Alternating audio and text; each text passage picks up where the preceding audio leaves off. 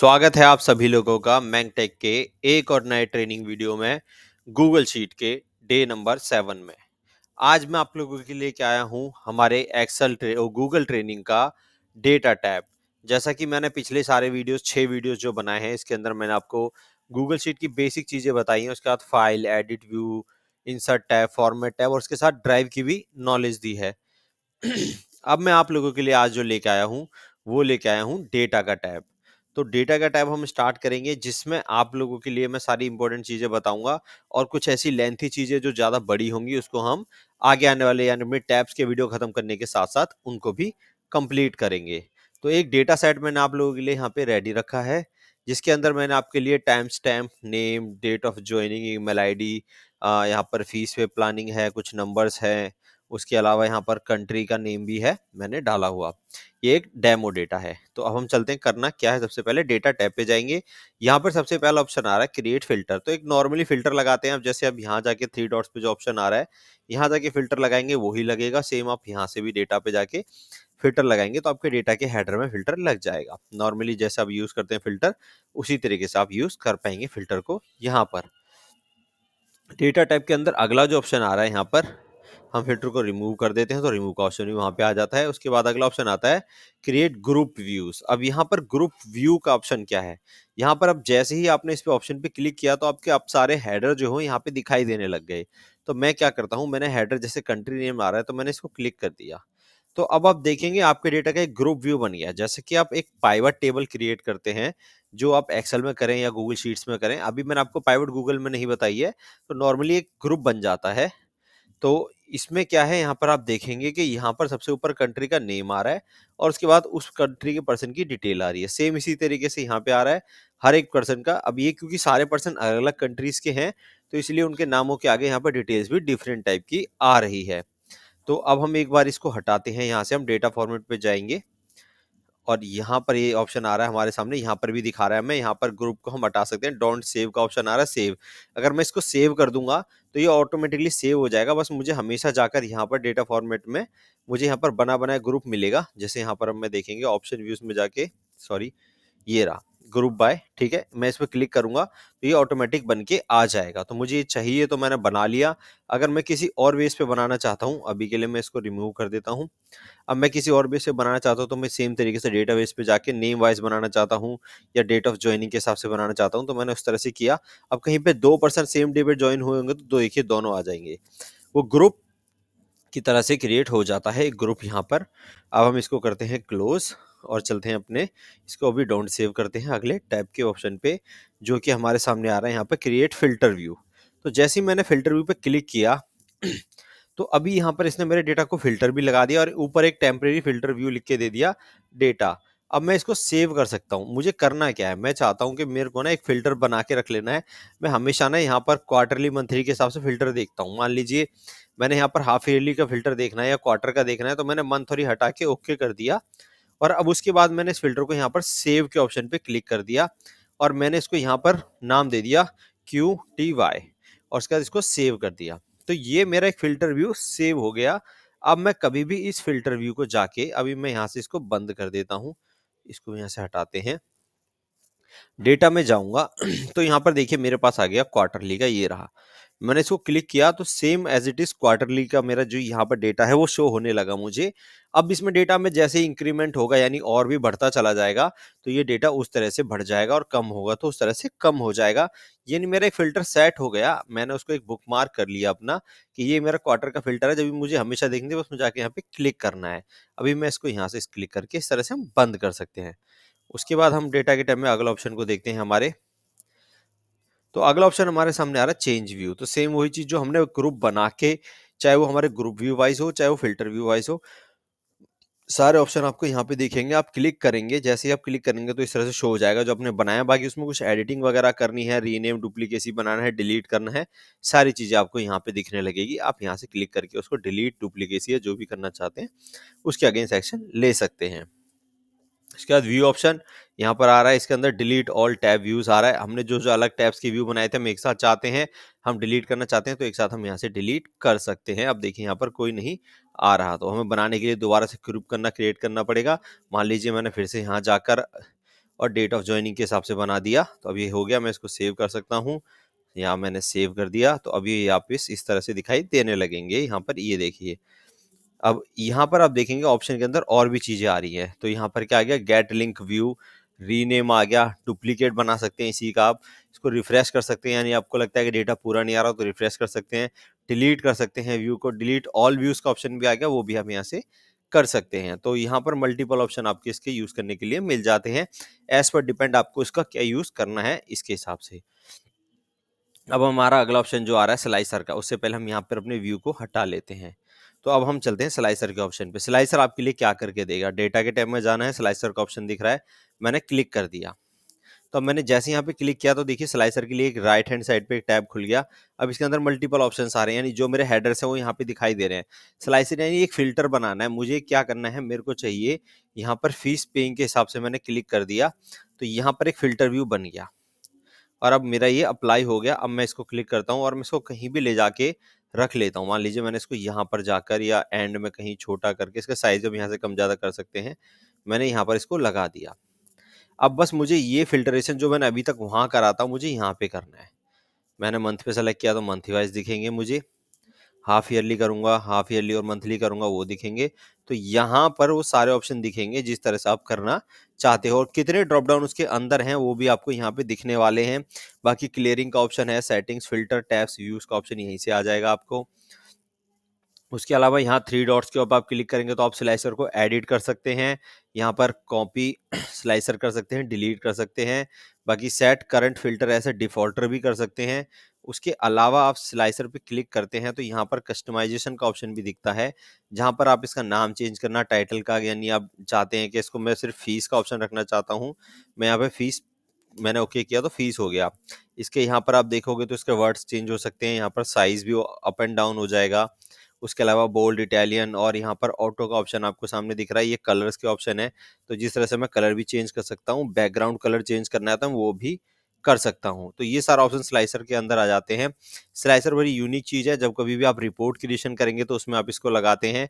जब हम Google sheet में अपनी रिपोर्ट्स पे आएंगे तो हम यहाँ पे जरूर यूज़ करके दिखाएंगे स्लाइसर का, कि आप स्लाइसर किस तरह से लगा के आपकी रिपोर्ट को और सुंदर बना सकते हैं। अब अगला ऑप्शन जो हमारे सामने आ रहा है यहाँ पर, वो आ रहा है प्रोटेक्ट शीट एंड रेंज। तो मैं स्लाइसर के ऑप्शन को यहाँ से डिलीट कर देता हूँ, बस मैंने इस पर क्लिक करना है, थ्री डॉट्स पे जाना है और यहाँ पर डिलीट स्लाइसर पे क्लिक करना है, तो स्लाइसर मेरा हट जाएगा। अब आते हैं डेटा टाइप पे वापस, और अगला ऑप्शन आ रहा है प्रोटेक्ट शीट रेंज। तो प्रोटेक्ट शीट रेंज करता क्या है आपके लिए, यानी आपकी जो ये शीट है, इस शीट को आपको प्रोटेक्ट करना है या किसी रेंज को प्रोटेक्ट करना है। मान लीजिए मैं यहाँ पर जो मेरे पास मोबाइल नंबर्स हैं, मैं इनको प्रोटेक्ट करना चाहता हूँ, तो मैंने पूरे जी कॉलम को सेलेक्ट कर दिया। अब मैं डेटा के ऑप्शन में जाऊँगा और प्रोटेक्ट शीट रेंज पे क्लिक करूँगा। तो अगर मैंने रेंज ऑलरेडी सेलेक्ट करी हुई है तो मुझे ऑप्शन आ जाएगा, अगर मुझे सेलेक्ट नहीं करी हुई है तो मेरे पास यहाँ पर ऑप्शन नहीं आएगा, मैं सेलेक्ट कर सकता हूँ। बाकी मैं यहाँ पर कुछ डिस्क्रिप्शन देना चाहता हूँ तो मैं वो भी दे सकता हूँ। मैं कुछ लिखना चाहता हूँ कि ओनली व्यू, या मैं यहाँ पे लिख देता हूँ जैसे ओनली, मैंने व्यू लिख दिया। और उसके बाद अगर मैं इस रेंज को सेट करना चाहता हूँ तो मैंने रेंज की परमिशन सेट कर दी। अगर मैं चाहता हूँ शीट, कि ये शीट ही कोई ना देख पाए, तो मैं शीट को कर सकता हूँ। अभी शीट में मल्टीपल शीट होती तो वो मल्टीपल शीटें भी यहाँ पर शो करती।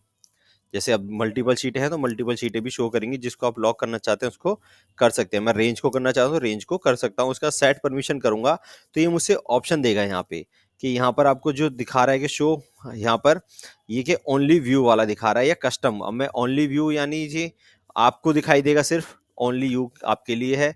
और कस्टम के ऑप्शन में आपको जितने अदर पर्सन इसके अंदर हैं, अभी इसके अंदर कोई और साथ में मेरे ज्वाइन नहीं है, अगर होता तो वो यहाँ पे दिखाता और मैं इस चेक बॉक्स पे क्लिक करके उनको यहाँ से हटा सकता था। और मैं चाहता तो जिसको भी मैं हटाता उसको ये एडिटिंग का ऑप्शन नहीं रहता और वो चीज़ें ये चेंज नहीं कर पाते यहाँ पे। तो इस तरह से काम करता है प्रोटेक्ट रेंज और प्रोटेक्ट शीट के डेटा का। तो दोनों आप यहीं से कर सकते हैं, चाहे तो आप राइट क्लिक करके भी कर सकते हैं, जैसा मैंने पिछले वीडियो में आपको बताया था। ये चीज़ यहाँ पर भी आपको शो होने लगती है, नीचे की तरफ जाके देखेंगे तो यहाँ पर आपको दिखाई देने लगा प्रोटेक्ट रेंज, इसी के अंदर आपको ये चीज़ मिल जाएगी। अगला ऑप्शन डेटा टाइप के अंदर आता है आपका नेम रेंज। तो नेम रेंज यानी जैसे मैंने आपको बताया था कि अगर मैं इस डेटा को सेलेक्ट कर लेता हूँ, ये मैंने डेटा को सेलेक्ट किया और इसको एक नेम रेंज में कन्वर्ट कर दिया। अब मैंने इसको एक नेम रेंज दे दिया, यहाँ पर ये फॉर्मेट आ गया कि भाई डे जो शीट है डे 7 की A1 से लेके H61 की रेंज को हमने एक नेम रेंज दे दिया। नेम रेंज इसको दे देते हैं कुमार मान लीजिए, या मैंग टैग दे देते हैं, ये मैंने मैंग टैग दे दिया और डन कर दिया।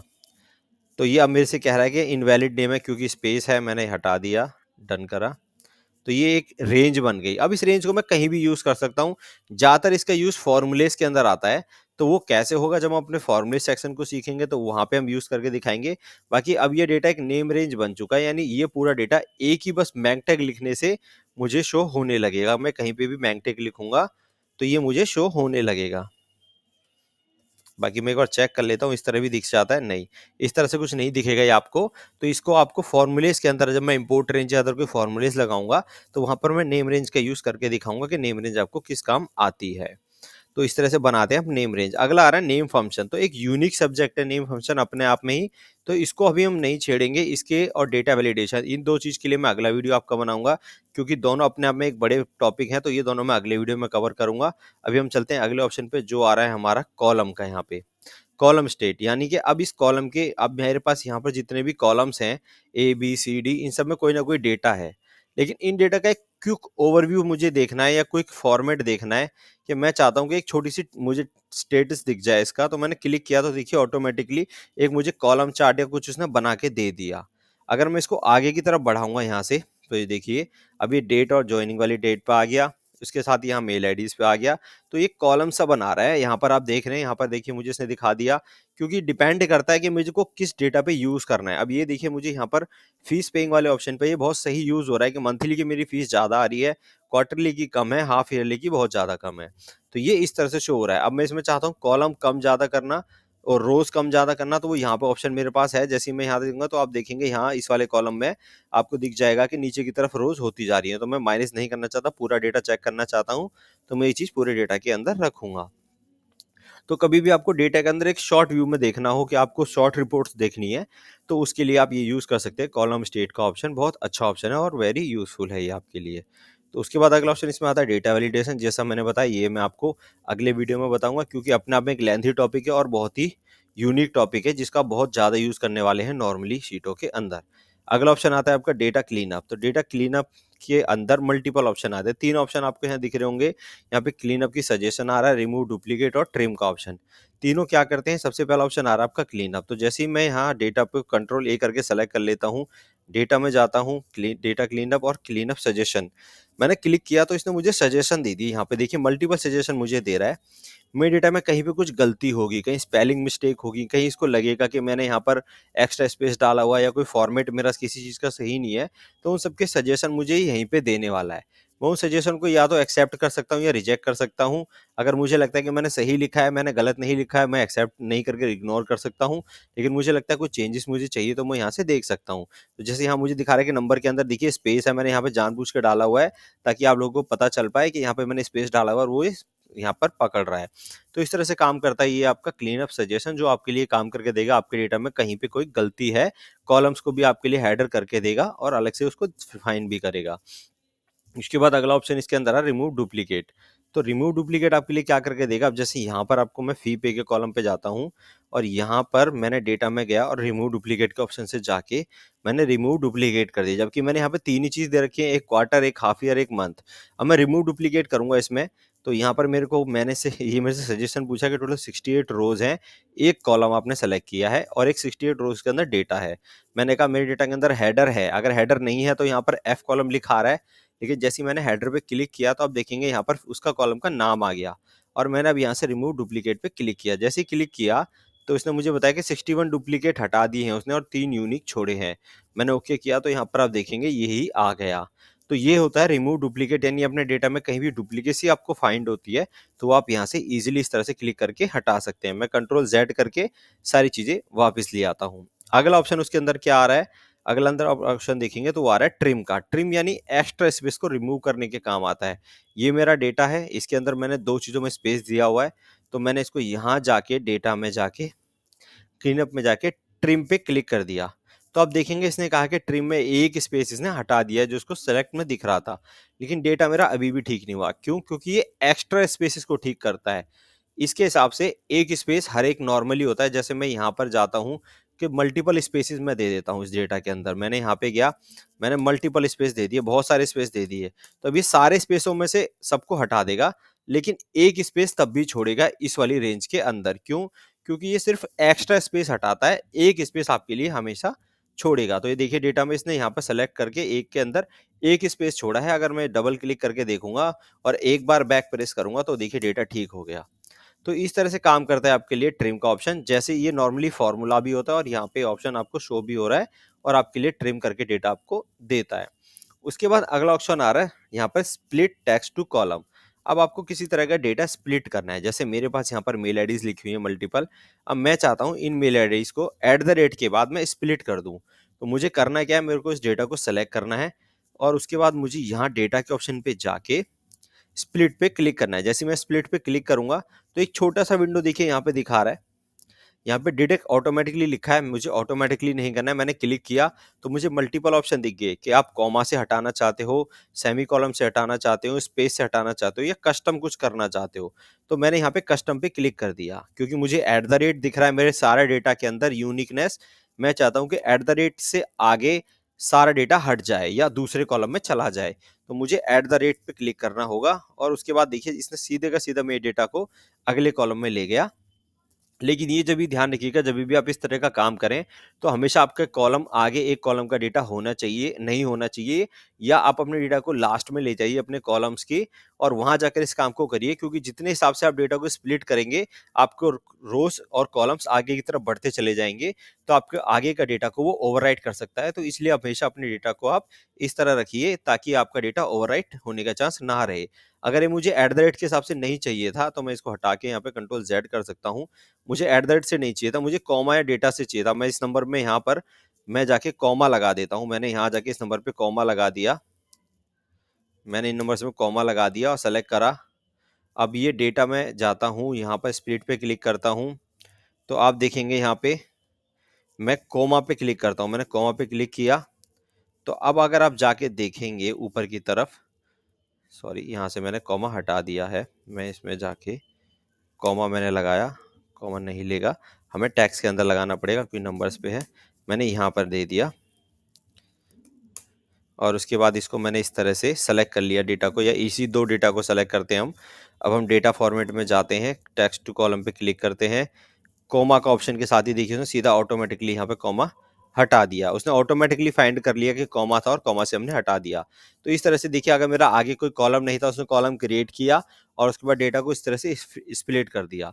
तो ये काम करता है आपके लिए यहाँ पे टेक्स्ट टू कॉलम का ऑप्शन। मल्टीपल तरीके से आपको अपने डेटा में यूनिकनेस छांटना होगा कि किसके बेस पे आप अपने डेटा को स्प्लिट कर सकते हैं।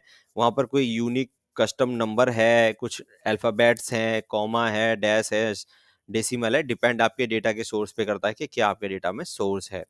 उसके बाद अगला ऑप्शन जो आ रहा है यहाँ पर आपका आ रहा है डेटा एक्सटेंशन। यानी अब अभी ये क्या करता है आपके लिए काम, मैं यहाँ पर दिखाता हूँ आपको। सबसे पहले मैं यहाँ पे एट द रेट लिखाता हूँ। एट द रेट के साथ मेरे को यहाँ दिखा रहा है, मैं 3 शीट मुझे दिखाई दे रही है। मैं ये तीनों शीटों को एक एक करके यहाँ पे ले आता हूँ। मैंने एक ले आया, दूसरी शीट भी मैं ले आता हूँ अपनी और उसके बाद तीसरी शीट भी ले आता हूँ। तो जैसे ही आप गूगल शीट में एट द रेट लगाते हैं तो वो मल्टीपल ऑप्शन आपके लिए दे देता है कि जैसे यहाँ पे पीपल आपकी कोई मेल आईडीज हैं तो वो दिखा देगा। यहाँ पर आपकी कोई फाइल अंदर जो ड्राइव में है वो दिखाएगा, डेट के फॉर्मूले के फंक्शन दिखाएगा, आपके कैलेंडर से इवेंट्स दिखा देगा, जो कैलेंडर में इवेंट्स आपके ऑलरेडी शोज हैं। यहाँ पर मल्टीपल ऑप्शन दिखा देगा, इमोजीज का, रेटिंग का, ड्रॉप डाउन टैब्स का। ये सारी चीजें सिर्फ एक एट द रेट लिखने के साथ ही आपको मल्टीपल ऑप्शन मिल जाते हैं। डिपेंड आपको क्या सेलेक्ट करना है उसके अंदर। मैंने एट द रेट लिखा और अपनी तीसरी वाली शीट को भी सेलेक्ट कर दिया। अब ये सारी शीटें मेरी यहाँ पर आ गई। अब मुझे करना क्या है, मुझे इन तीनों शीटों को सेलेक्ट करना है और इसके अंदर से मुझे एक्सट्रैक्ट करना है कि मुझे इसमें पता चलना है कि किसके लिंक क्या है, शीट का नाम क्या है और बाकी और 2-4 चीजें मैं जानना चाहता हूँ। तो मैंने एक डेटा पे क्लिक किया और डेटा एक्सेस पे क्लिक किया। जैसे ही मैंने क्लिक किया तो देखिए मुझे ऑप्शन दीजिए क्या क्या जान सकता हूँ मैं इसके अंदर। मेरे को यूआरएल मिल जाएगा इसका, यहाँ पे एमआई टाइप्स मिल जाएगा इसका और फाइल का नेम मिल जाएगा। मैंने सेलेक्ट कर दिया और एक्सट्रैक्ट कर दिया। तो जैसे ही मैंने एक्सट्रैक्ट किया तो ये मुझे कुछ दिखा रहा है कि इनवैलिड दिखा रहा है, यहाँ पे रेंज इनवैलिड है। क्यों? क्योंकि मेरे आगे कॉलम ही नहीं है वहां पे। तो मुझे क्या करना पड़ेगा, आगे 3 कॉलम ऐड करने पड़ेंगे क्योंकि 3 चीज मैं लेके आ रहा हूँ। तो मैंने यहाँ पर जाके 3 कॉलम्स ऐड कर दिए और अब मैं इसको एक्सट्रैक्ट करूंगा तो ये देखिए यहाँ पर वो लेके आ गया कि इस शीट का नाम क्या है, इस शीट का लिंक क्या है और इस शीट का एमएमई यूआरएल क्या है। तो ये सारी चीजें देखिए उसने ऑटोमेटिकली मुझे लाके दे दी। तो बड़ा बेनिफिशियल यूज़ होता है गूगल शीट का, डे बाय डे अपडेट्स होती रहती हैं इन चीज़ों के अंदर, तो ये काम आपको यहाँ पर ईज़िली मिल जाएगा। बाकी शीट का लिंक आपको यहीं पे दिखने लगेगा, आपकी शीट जॉइंट है, आपकी यहाँ पे दिखाई देने लगेगी वो। तो कुछ इस तरह से काम करता है ये वाला फंक्शन। तो ये और इसके बाद डेटा टैब के अंदर आपको एक फंक्शन और दिखेगा, डेटा कंट्रोल इनकी रिगार्डिंग, जो कि आपके 2 ऑप्शन आपको दे रहा है यहाँ पे। एक तो बिग क्वेरी का ऑप्शन दे रहा है और एक लुकर का ऑप्शन दे रहा है। लुकर यानी एक बिल्कुल सेपरेट टूल जहाँ पर आप डैशबोर्ड्स वगैरह बनाते हैं गूगल के और उस गूगल शीट से रिलेटेड, और बिग क्वेरी यानी आपके डेटा में बहुत ज़्यादा बड़ा डेटा है उसको हैंडल करने के लिए एक बिग क्वेरी सॉफ्टवेयर। ये पर्टिकुलरली अपने आप में 2 सॉफ्टवेयर हैं, गूगल शीट से बिल्कुल डिफरेंट। इनका सोर्स लिंक गूगल शीट ज़रूर होता है, लेकिन काम इनको डिफरेंट वेज़ एप्लीकेशंस पे आप करते हैं। इनको भी हम आगे आने वाले वीडियोज़ में अपनी ट्रेनिंग्स में सीखेंगे ज़रूर। अभी के लिए हम गूगल शीट पे ही काम कर रहे हैं, तो इनको अभी हम यहाँ पे स्किप कर सकते हैं। तो ये था हमारा आज का वीडियो, जिसमें मैंने आप लोगों को डेटा टाइप को कंप्लीट बताया, वैलिडेशन और नेम फंक्शन को छोड़ के, जो मैं आपको अगले वीडियो में बताऊँगा। तो अगर आप चैनल पे नए आए हैं तो सब्सक्राइब ज़रूर कीजिएगा, लाइक कीजिएगा और ज़्यादा से ज़्यादा लोगों को शेयर ज़रूर कीजिएगा। अब हम मिलेंगे अगले वीडियो में, जो कि हमारा गूगल ट्रेनिंग का डे नंबर 8 होगा। सब्सक्राइब करना बिल्कुल ना भूलिए। मिलते हैं अगले वीडियो में, जब तक के लिए गुड बाय, थैंक यू।